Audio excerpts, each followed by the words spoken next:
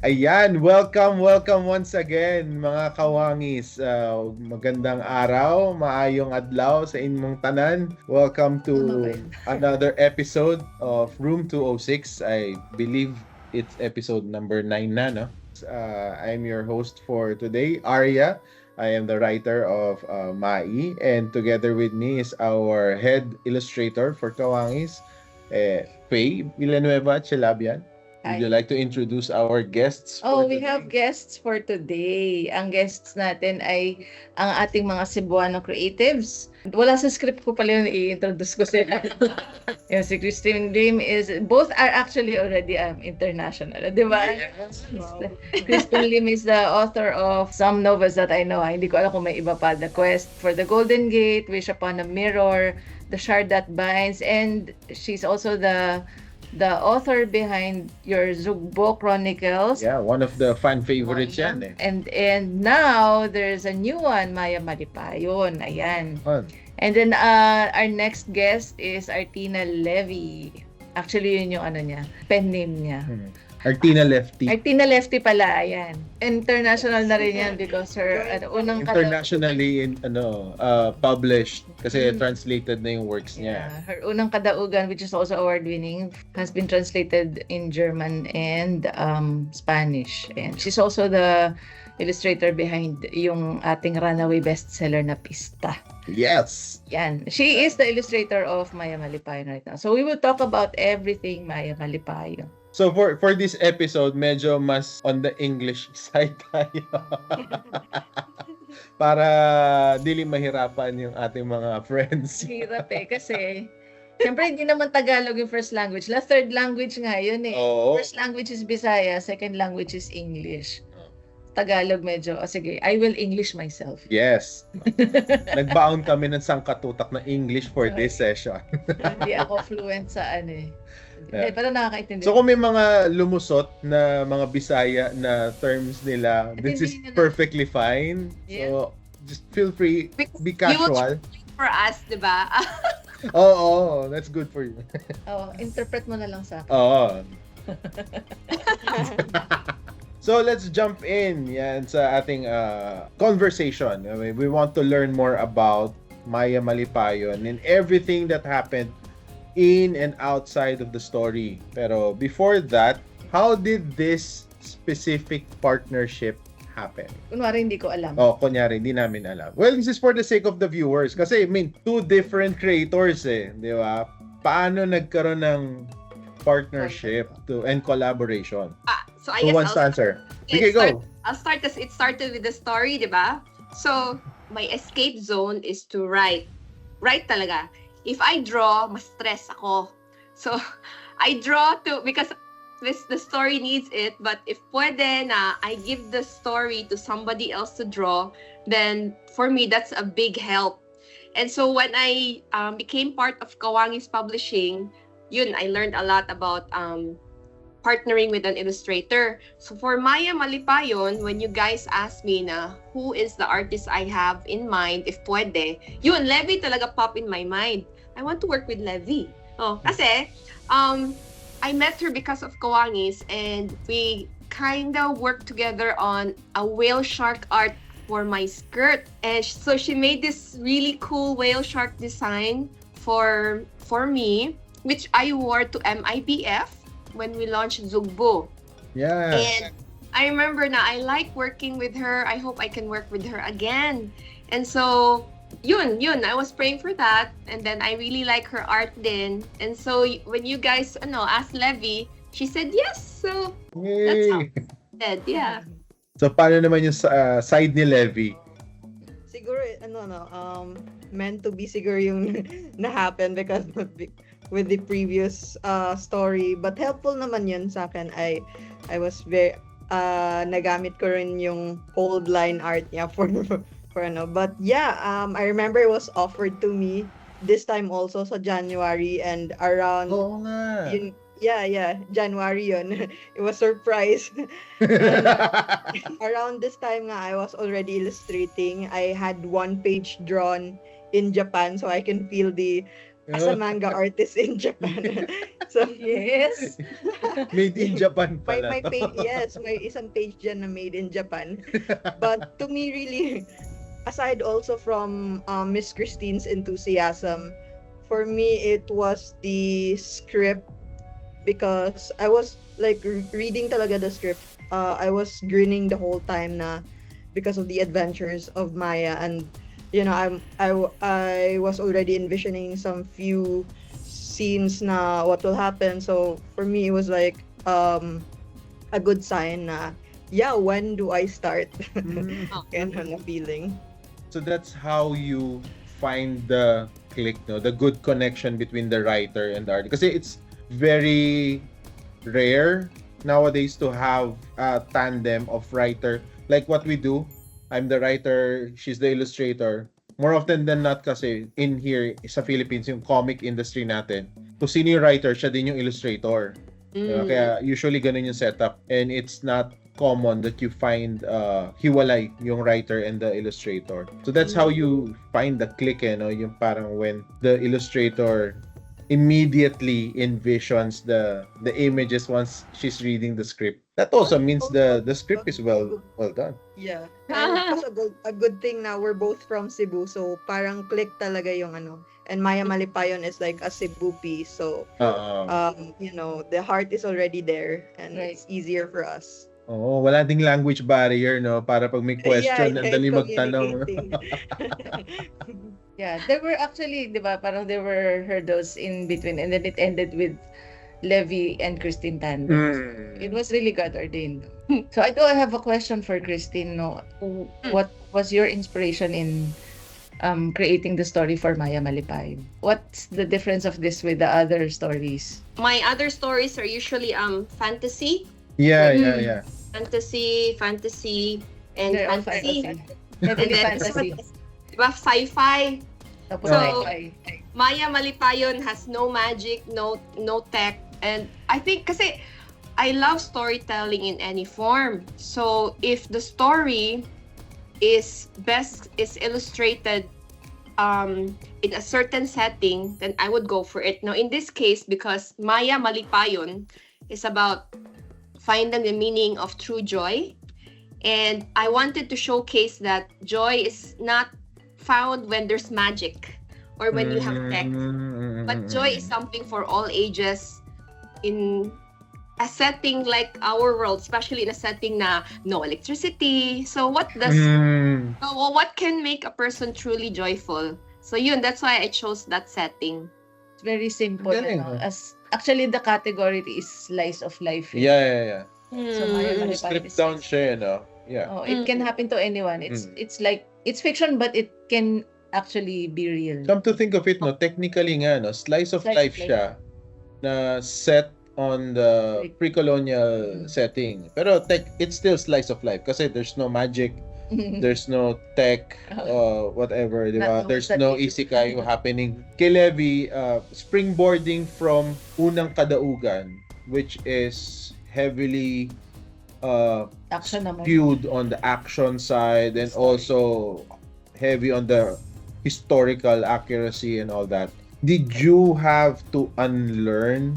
Did you have to unlearn anything, or did you do anything differently to design an illustration that is meant for young readers?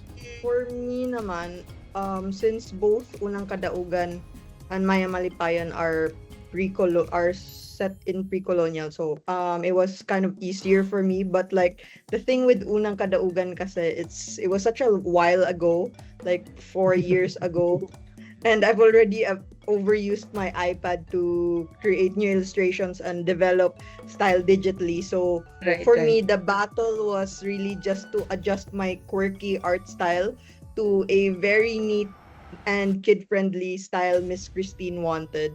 But also, I'm very grateful din na she gave me a permission to bring the characters in my own way na hindi man medyo quirky, but like the style is still there, na very close to Unang Kadaugan as well, na maano talaga na both are from same artists. I would have to say na I personally really appreciate the way you did the art in Maya Malipayon. It's really, really beautiful. The colors are very vibrant. The line art is crisp and ang linis niya. And I think it's also even the illustrations are It's easy to understand also for the younger it's kids. engaging for them. Tested Na namin with the 7-year-old with our reader. Wow. Yeah. Siguro She it loves helps it. She na. loves the illustration. Siguro it helps na that I have a childlike din na style sa aking but it's really just shifting na to make it as clean as possible Yeah. na something Miss Kristina. Hmm. Pero so And far I- it's and I very love the nice to style know na, na okay pala Ken. Yeah, I like we veered away from the usual style like Disney, that's the famous one. I did not want all. I like princesses, ganon. Like my style is very like this one. It's very fantasy like. But for Maya Malipayon, we really wanted it something na uniquely our own. Not feels like kanang it's just springboarding the artwork of others. So I really like Yes. how Levy brought it alive with her True. own, no? And it's very Oo. memorable and adorable. Yes. I agree with that kasi nga if you look at like here, we can show our viewers. If you look at Maya Malipayon's illustrations, you will not be able to say na it looks manga or it looks western, it looks whatever. You'd say it looks Filipino. It looks Levy. Di ba? Actually, nakikita ko yung influence ni Levy kasi si Oo. Popong, 'di ba? Those are very Filipino. Ayan. But you have your own style. Mas nag-stand out siya dito, Mm. if I may say. And I'll tell May you. scenes nga na very pupong yung Oo, siguro yeah. si Bayani ba yun? He has like a peeping scene na nakaganyan and that's very pupong. May mga scene na Yes. ganyan eh. So, Yeah, I can see the influence there. But it's Yeah. yours. It's already yours. Parang ganun. And these are the kinds of illustration that not only resonates locally, but even on an international market. This is the kind of art that they want, that they're looking for. And I mean, any Filipino child would be able to appreciate yung art style niya. I mean, when you read through the book, I cannot say it, but they can say it. It looks like me. Diba? Parang ganun. So, that's something that's really, really Wait for nice. Zina's fan art. Gumagawa na si Zina ng fan art niya. Nauna si Zumboy. The book tackles, diba? The story tackles about poverty, about inclusivity, and at the same time generosity in the midst of poverty. So, Sige. how did you come up with a story that would be able to explain to readers that are around grades 1? Kasi yun yung grades 1 to 3. Kasi yun yung bracket of the readers that we are producing the book for. So, how did you come up with the story to be able to explain these realities to the young readers? We're always told when you're a filmmaker or you're a storyteller, you always show, don't tell. Because showing has the greatest impact. So, for me, ako din, like as a student, the ones I remember the most are the ones that I resonated. There was an emotional connection, not the facts that you read or the news article that you write about. And so, for me, the story really brings you. It's like a tour. Parang you travel with the characters.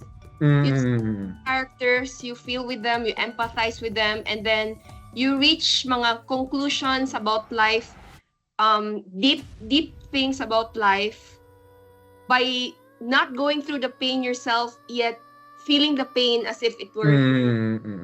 So for me, that's the best kind of showing. So we don't talk about what poverty does. You let them live through the life of one person. How this person responds to the difficulties around her and the choices she makes, which I pray na if it touches the readers, it stays with them, and I believe the images will stay with them, especially if they go through something similar, and they will remember, oh, maybe this is how I can respond also.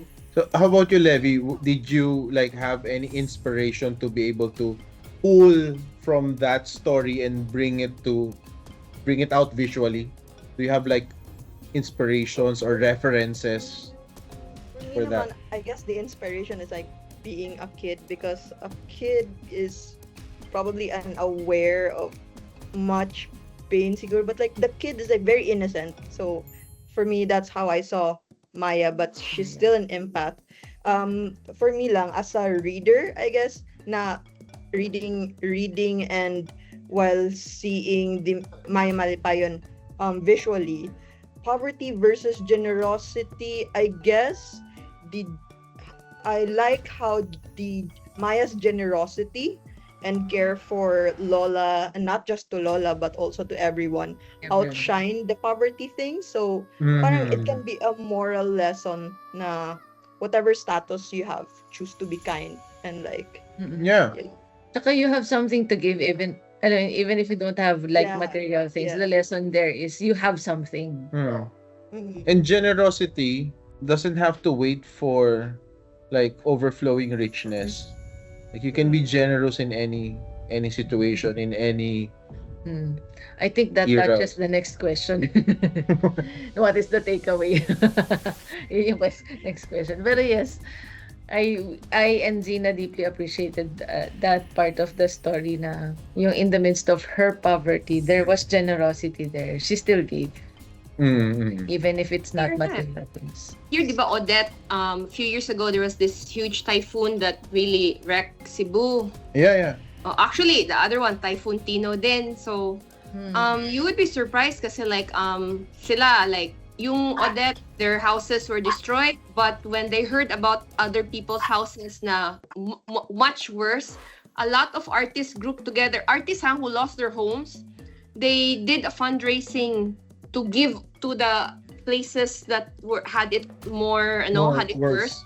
So, pero they had, sila din wala sang tubig, wala sang electricity. Pero padala na tubig, electricity, pagkain, padala na doon. So parang grabe, no? Parang, difficulty doesn't make you work. Parang difficulty and richness doesn't change you, but it just brings out what's already there. Yeah. Diba? So, if you're really envious on the inside or greedy on the inside, when you have power and money, it's not the money that changed you, it's already part of you. Yes. So it's the same It's thing. a surface lang siya. Yun. Interesting. I think it's part of your culture. I commend your culture. And that meron ding one trending video na, 'di ba? I think it was earthquake. After your earthquake, tas may mga relief goods na nasa truck. And then the locals were offering coffee just to give thank you. Just to thank those who are giving help. So parang it's always a give and take. Nakakatuwa yung culture. Oo. Kasi we don't always get that in all the corners of the Philippines. Yes. Pero that was so commendable of you Cebuanos. And Nakakatuwa. that's why it's also very important, like for us in Kawangis, why it's important to make sure that we have representation, like stories from Cebu written by a Cebuano and illustrated by Cebuano, because it reflects the culture of Cebu that maybe somehow the other regions would be able to grab, learn from it and adopt it as well. It's not like that, especially in the in the main cities. So it's so commendable, really. It's not like that in Basingsay. There is no more in Basingsay. Okay. Napakaganda naman. Tin, curious, if a parent has only, like if a mom or dad has only one book to read for a bedtime story, and they decided to pick up Maya Malipayon to read as a bedtime story for their kid, what is that one thing that you hope that the kid or even the family would be able to take away from the story? Unless that's already answered a while ago. Hindi. That Baka kasi mamaya may something less obvious eh. for me, that they will take care of their hearts. Kasi we put like I'm a homeschooling mom. Why they say homeschooling is heart schooling. Memorizing facts, accumulating wealth, getting degrees and all the awards will not really it's a good stepping stone, but it's the heart that helps you face difficulties. So if you don't take care of your heart, all these things will, easily be gone. So that's my ano talaga, my prayer talaga. That's a very nice one, huh? Take care of your heart. Don't eat lechon. Oh, Joke. but lechon is good. It makes your heart happy.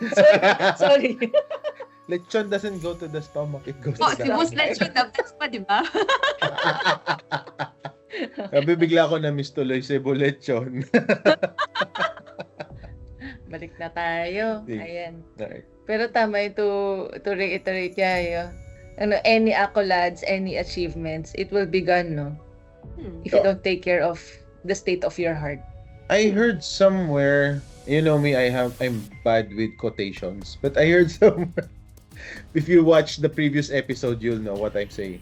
So yung there was a saying, I don't know from whom, pero sinabi niya na achievements will get you there, or parang get you to climb the ladder, but character will be the one that will keep you there. Yeah.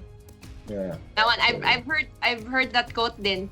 Yon. Pero di ko matanda kung kanino. Research natin. So paki-google na lang and maybe you can comment down below kung sino yung nagsabi nun. Hindi po ako, I don't claim any ownership on that one. And now let's springboard naman kay Levy. Okay, Levy naman. Do you think there are like Easter eggs from pre-colonial Cebu? From unang kadaugan. From unang kadaugan. Oo nga, na did you insert any Easter eggs ba? As an artist? Alam ko, mga artist mahilig sa ganyan eh. Wala ko nakita. Parang wala, but like, siguro it's the fun fact na from the start to finish, siguro it's like, have you noticed anything ba na the characters are not wearing slippers? So like, is that it's a fun fact in itself na during that time, well, slippers are not Are not a thing. are not a thing in pre-colonial time, whether it's in Cebu or like in any parts of the Philippines. Later on pa siya. That's a Kasi I very remember it was that's a very big, Levy question illustration. sa GC.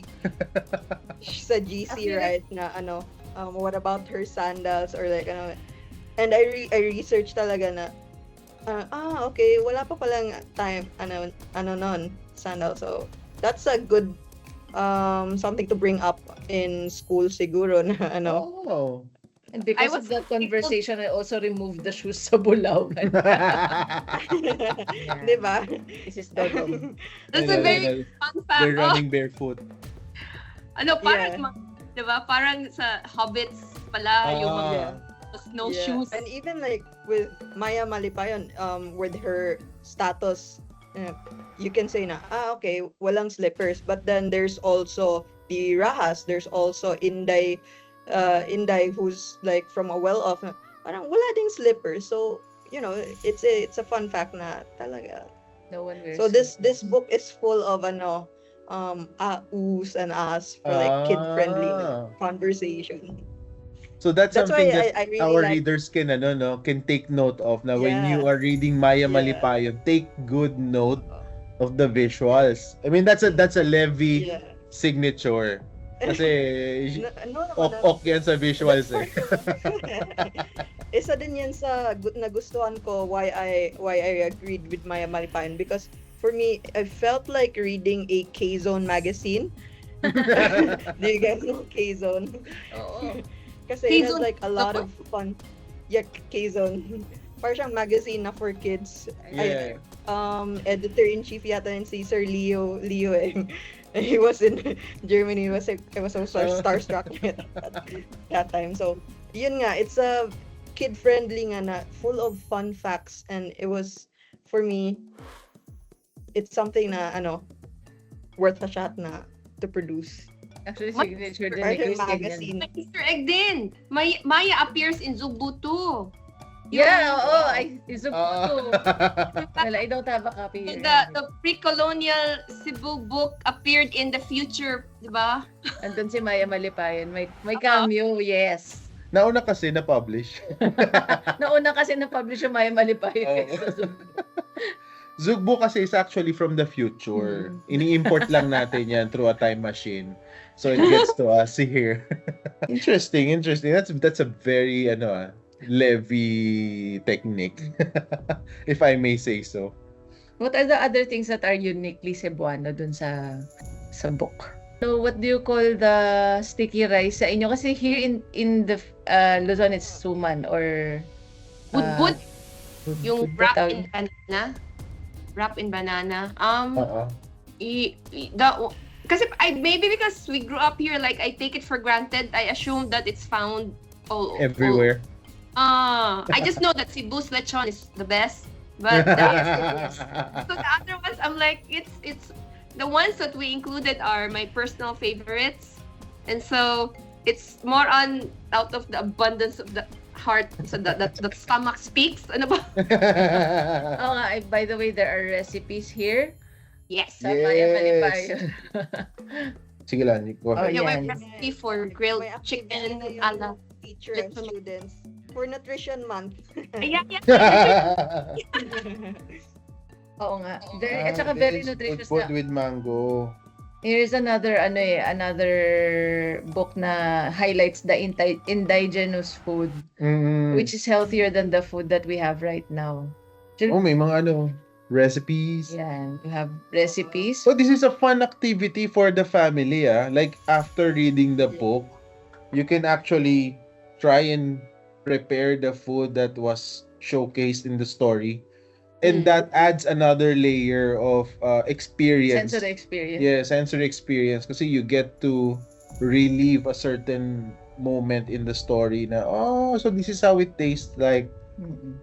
And super lucky, I would say, yung mga nag-pre-order ng Maya Malipayon because you get to have a special tableya packet that you can prepare kasi may instructions dito on how to prepare your chocolate drink. So, you already have the ingredients, you just have to prepare it, diba? And it's good, The chocolate is really good. My kids love it. Yeah. The ones that we have is healthier. Not the not the imported ones kasi mas or not the popular ones. Kasi mas nutritious yung cocoa that we have. Yeah. Less processed ba? Mm-hmm. Ayan. By the way, what does malipayon mean? For our non-Bisaya friends that are watching the show, what does malipayon mean? It means joyful. That's Oh. Bisaya. Yes. Joyful. That's Maya as well. How do you use it in Maya as well? Maya means joyful Maya. din?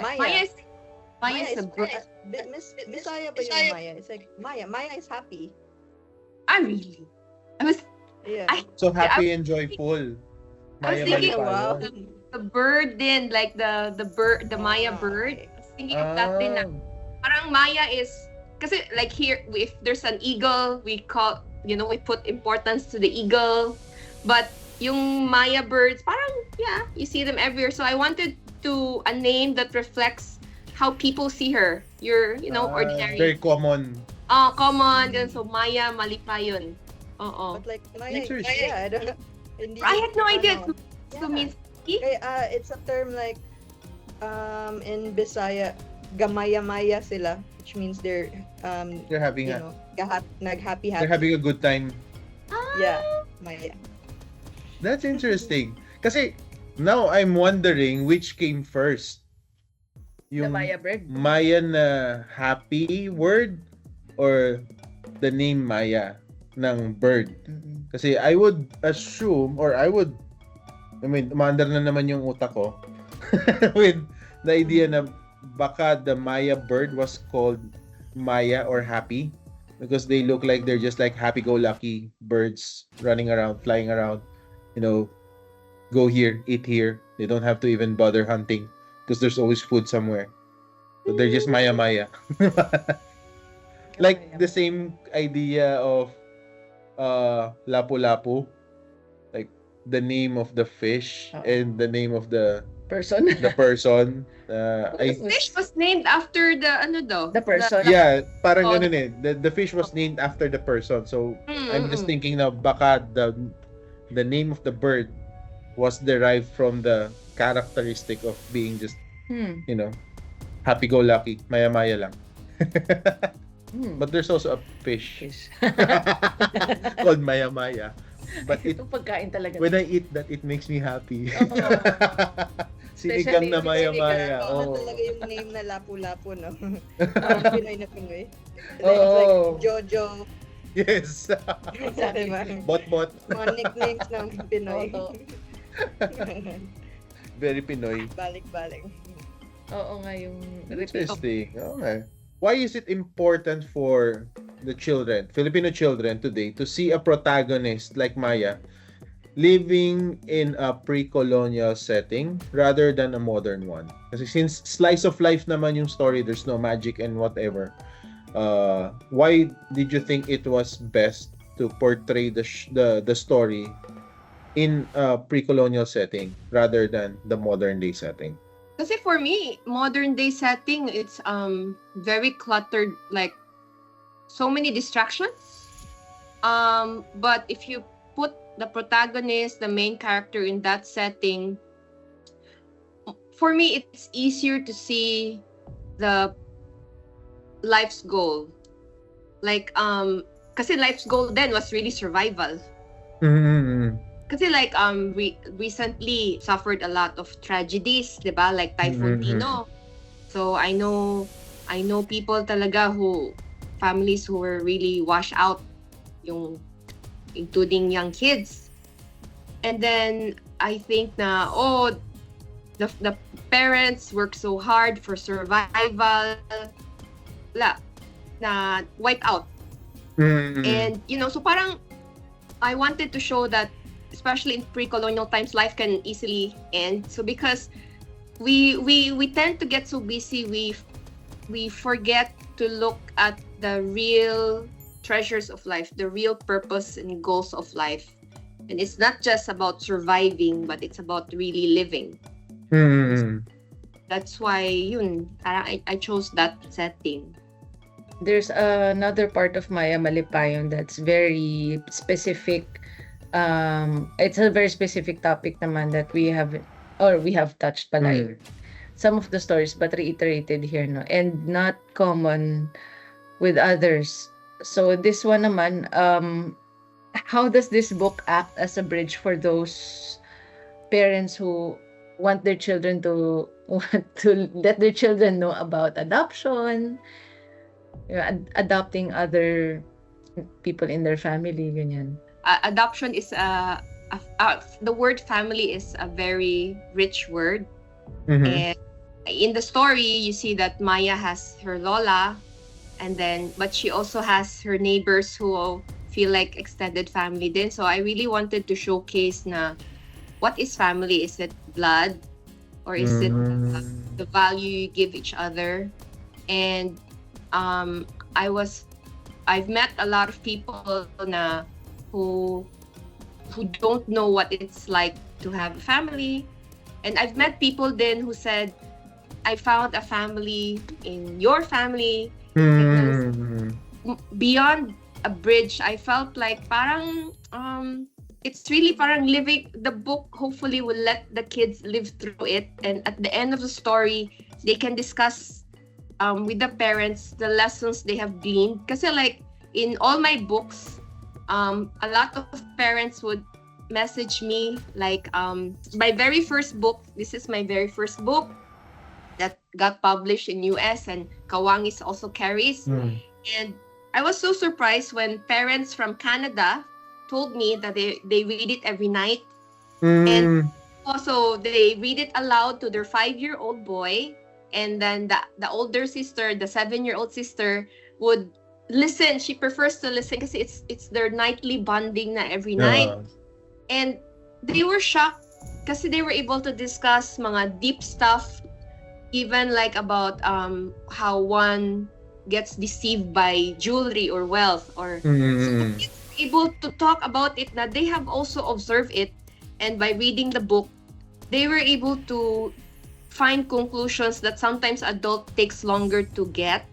So I think if we hopefully the story is the bridge talaga where the parents don't need to talk to the kids, but the kids will be able to say it out themselves. I got this from the story, and then ma-amaze ka lang na, wow, you got all that from the story? Yeah. So, na-absorb nila yun no? Makita nila. They reach to their own conclusion. Yeah. At saka hindi pala siya, it's not just about, learning about the concept of adoption, but also learning that family is beyond blood. Yeah. I didn't think of that earlier. Oo nga, tama. Yeah. And that's something na, personally, I think we need to normalize. Yeah, we have a family in Cebu. Tsaka yung building your community as a family, kasi it's not restricted to.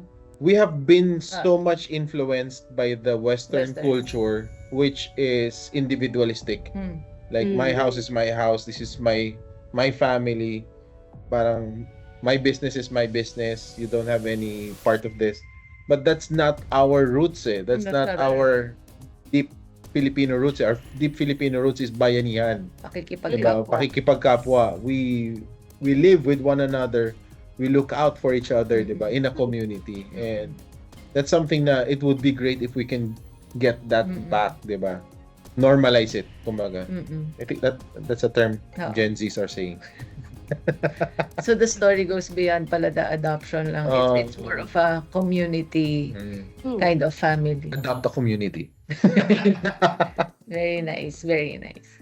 I'm intrigued, Levi, on the creative process side of things. Can you tell us about yung collaboration nyo? How was the collaboration between you and Kristin? How did it work? Ano yung dynamics nyo? I mean, just tell us a story about it. Well, for me lang, we're lucky na we have a GC. Kasi, nagbibisaya sa GC, hindi ko naintindihan.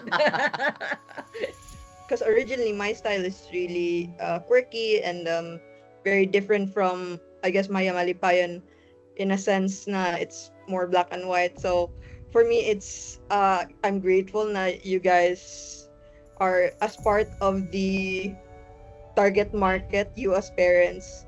Whenever like I get to send in the outputs that I have, that you guys keep me in check na if it's naging matanda na ba si Maya, or like naging mas teenager na ba siya. So it's yun, and grateful naman na Miss Kristin and you guys are both active on social media to really like guide me on the process of keeping Maya from start to end.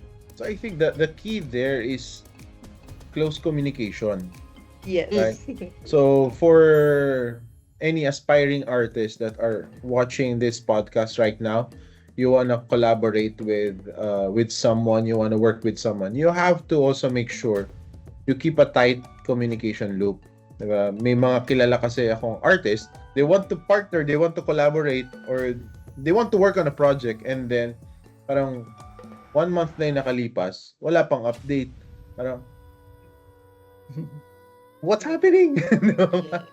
And then, magugulat sila. Pag sinambit nila, no, this is totally wrong. You have to do it all again. And, di ba? So, I think that's the key there. You know, have a tight feedback loop. Kasi that will help you free yourself from a lot of anxieties and having to redo everything all over again. Yeah. Parang I as think- an introvert as I am, I need to be professional as well. May ibang artist talaga na I need to be isolated to work on this, like focus talaga, and then send it na lang pagtapos na. So what happens if like may mga angles na hindi pasok sa author, so parang mas malaking problem siya na Totoo. I need to ano naman, revise naman. So there's like, instead of mapapadali mo siya na ma-finish because you're too focused on that, parang mapapabagal because kasi pag hindi swak yung isang you need to revise everything. And I guess that's the difference for me with working with unang kadaugan, kasi unang kadaugan is like mine alone, parang my free will ako doon. With this naman, it's a partnership, which I've learned naman na to be professional and to really have a good communication. I guess it helps na I'm older na to understand na, yeah, there needs to be like a good communication with the author. Ready ka na for matured roles. Yeah, but in a responsible way. Na wag kang mag-isolate. Ako, I will add to that. Kasi 'di ba, you guys asked me like why did you choose Levi, or why did you hope for Levi to be your partner? Kasi for me, if you do a collaboration, I always tell people this, whether it's a publisher or an illustrator you're working with or another writer, the story in your head is like your baby.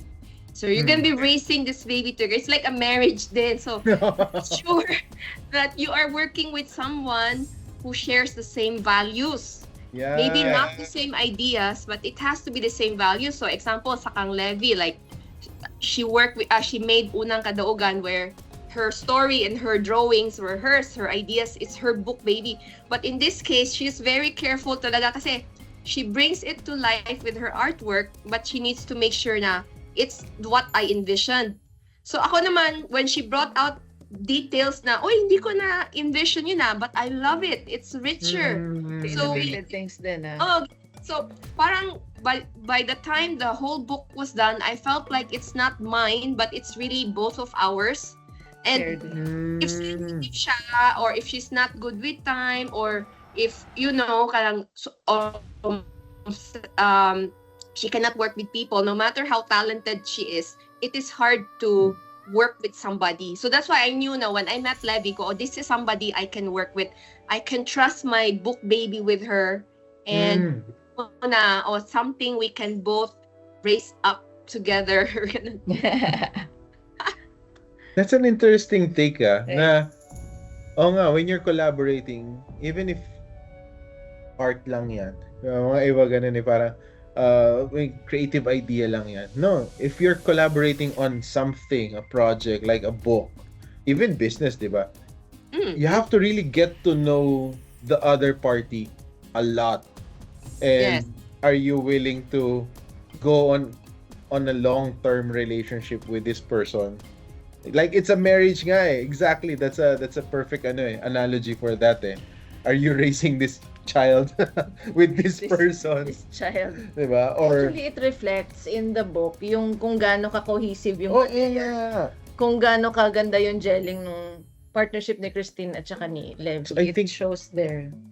That also tells, like, if you look at the book, so if you this can be a practice, an exercise for you guys who are watching the podcast na try to look for a graphic novel na magkaiba yung writer tsaka yung illustrator, and try to read through the book and see how blended the story and the illustrations are, kasi that would give you an idea about the working relationship of the two. That's interesting. So magandang exercise yan para makita niyo parang may chismis behind to Pero pag sobrang cohesive, mukhang galing nila mag-tandem for We've this. seen books. Yes. Yeah. And It will reflect to when with the book launching, when different artists and different whether the artist is giddy din siya mag-promote, kasi hindi naman to, it's not something that I authored, so I'm just the artist. So parang there's professional lang siya when it comes to something like this. So for me naman, for me naman, parang baby ko na rin si Maya because, and I'm so grateful for Miss Kristin na, she really gave me the permission to play with Maya, to take care of Maya. So, yeah, parang baby sister ko talaga si Maya. This is the kind of partnership that artists and writers should look for. Diba? When you're looking for a collaboration work, you don't just jump on what's the next available collaboration work, but aspire for something like this, like the Levy and Kristin tandem.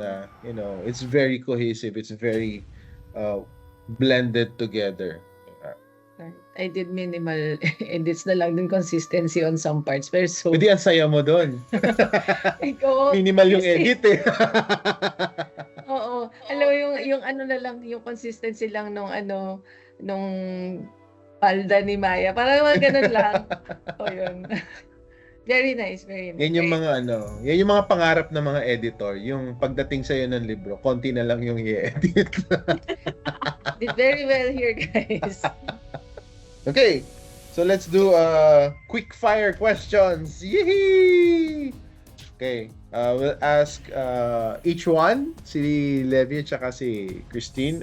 There's one question, pero you give your own answer. So let's shoot muna kay Levy. Describe Maya in 3 words. Cheerful, very adventurous. Okay, thank you. Maya Malipayon, plus adventurous. Plus adventurous. How about si Kristin? I would describe the whole thing, 3 words, life's true treasures. Wow! Life's true treasures. Lives true treasures. Galing. Okay, kinlarify ko na. And then, next one. What's your favorite part of the book? Me illustrating the foods. And like seeing and the illustrating the parts where the fiesta scene seeing it on print, parang wow, it's so visually Fiesta ka talaga. Iba yung impact niya na it can go level with the graphics on like the videos where the kids are. Ito yung katapat ng mga it's like books versus the videos you see on so for me it's very visual, so parang it's my favorite thing. Hilig sa food talaga. Foodie talaga to si Levy. Pero Cebu has good food, okay.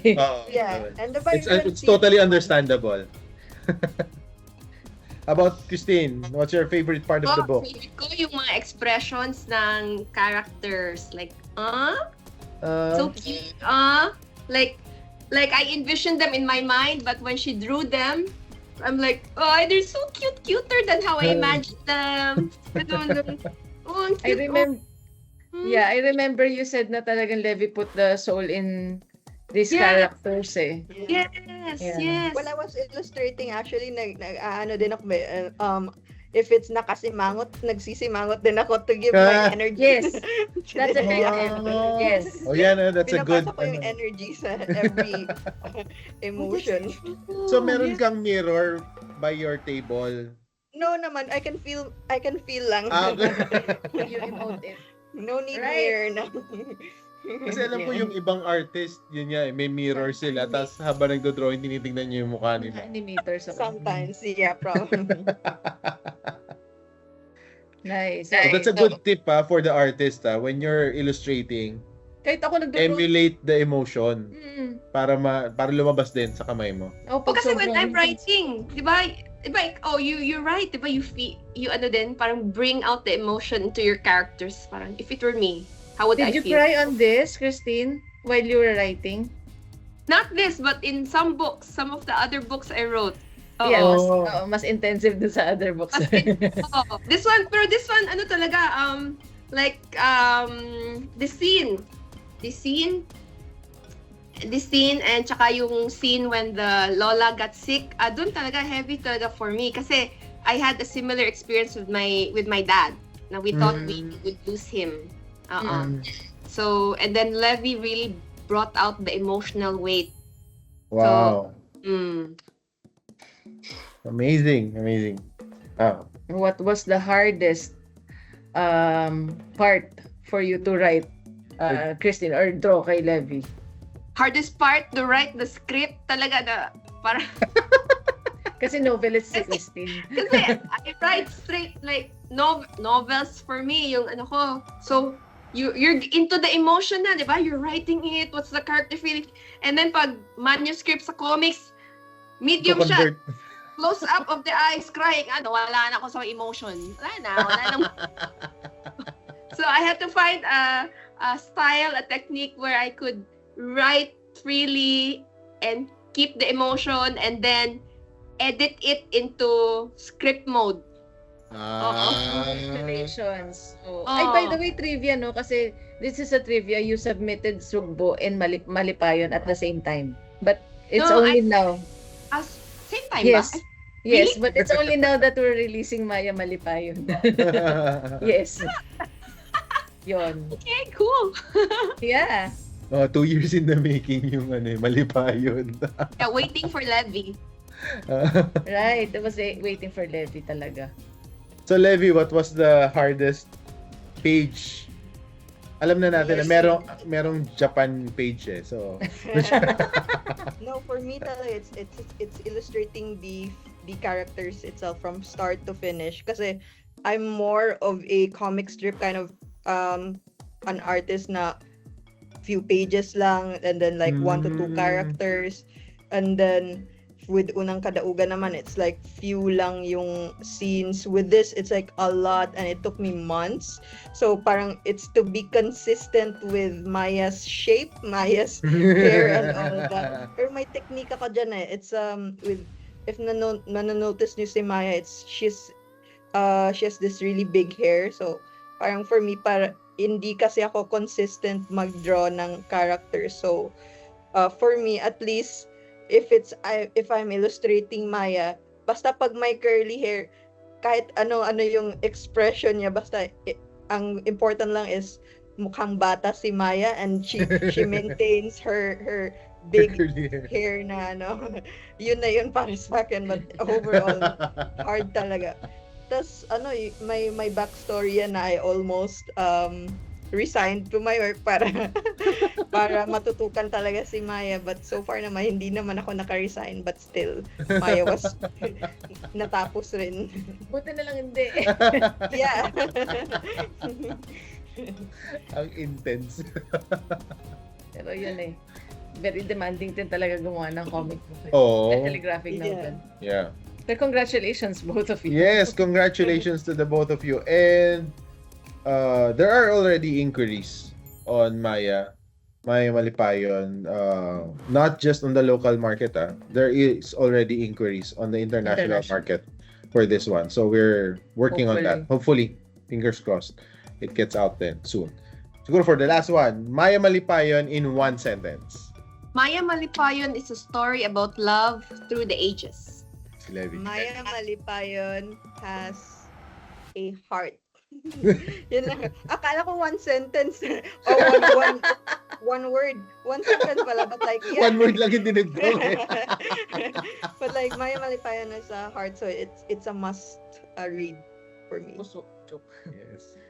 Thank you so much. And can we, you guys want to invite our viewers to grab a copy of Maya Malipayon? Who wants to go? Do find a book and get ready for the adventure. Yes, everyone. I think with Maya Malipayon, parang coming this March na, no? Yes. So do Maya find Malipayon in Maya March. Malipayon soon in Cawangues and in Cebu. Darating yan sa Cebu. Coming soon. Yes. Yeah, be more Malipayon after you read it. Yeah. You'll be more Malipayon. One mom told me, Malipayong Pasko. Yes. my Si Maya is Ayo. Saputol means short-tempered. I said, when she reads it, she'll be Maya Malipayon. And thank you so much, Kristin and Levy, for guesting here in room 206. We hope you enjoyed also. Yes. Yeah, Yeah. we did. So Thank you for thank you everyone. Again, we would like to invite everyone this coming.